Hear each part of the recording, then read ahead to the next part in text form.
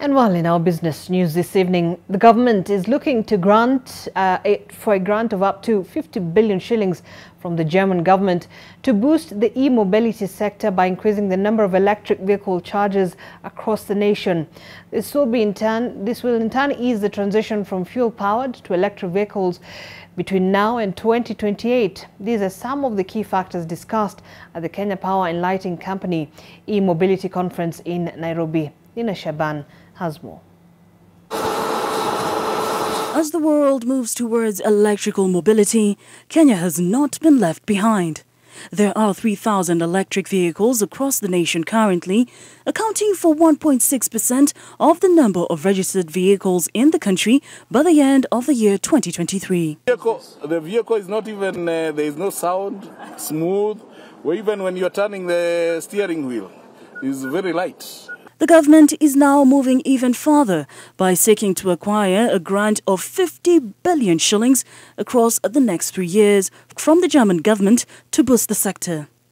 According to the Principal Secretary for Energy, Alex Kamau, the funds will contribute in financing local manufacturers in the sector. Probably one of the areas that we need to increase uptake is look into financing some of the infrastructure projects, and especially last mile for those who are manufacturing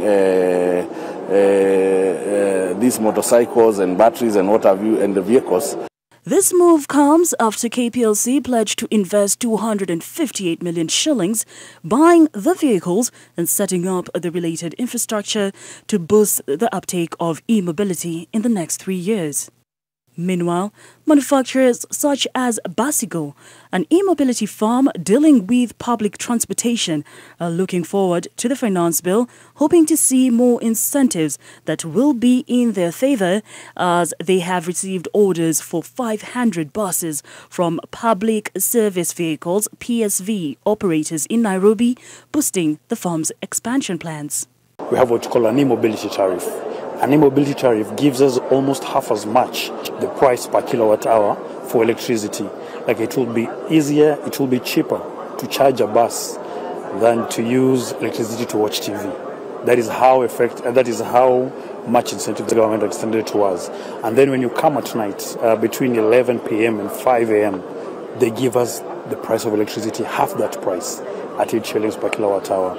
So that is what we want, more of those incentives into the finance bill to see.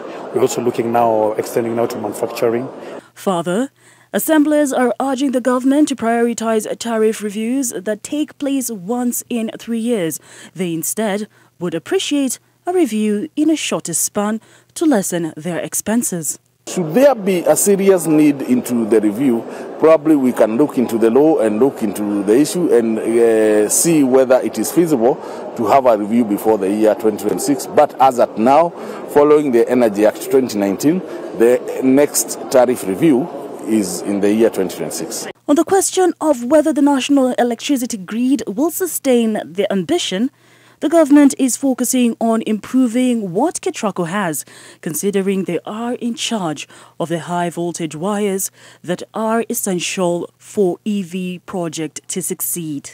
Right now we've got capacity to produce 3,000 megawatt hours. We anticipate if people go into EV, you're going to have highs of even up to 4,000, 5,000 megawatt hours being consumed in terms of electricity. Now, the big idea is to have this consumed when it's off peak rather than during the day when there's a lot of demand. Additionally, the cabinet recently rallied the private sector to come in with large investments to ensure the grid is robust. sh50bn, NTV. All right, thanks, Nina. We're going to take a